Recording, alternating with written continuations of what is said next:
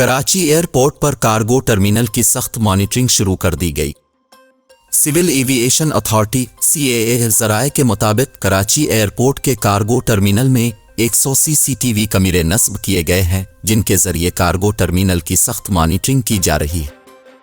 ज़राए का कहना है कि कराची एयरपोर्ट पर कार्गो टर्मिनल, ICG टर्मिनल और अतराफ में CCTV कैमरे लगाए गए हैं।